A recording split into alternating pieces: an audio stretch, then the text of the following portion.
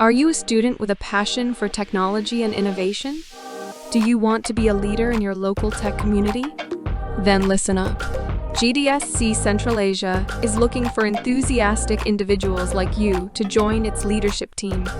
GDSC is a global initiative by Google that brings together student developers from around the world. As a GDSC leader, you'll have the opportunity to organize events, workshops, and hackathons, and connect with industry experts and fellow tech enthusiasts. Becoming a GDSC leader is not only a chance to enhance your leadership and organizational skills, but also to make a real impact in your community.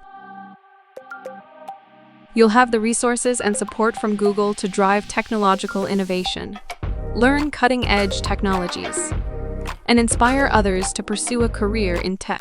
Now is your chance to join GDSC Central Asia. But hurry, because the registration deadline is July 21.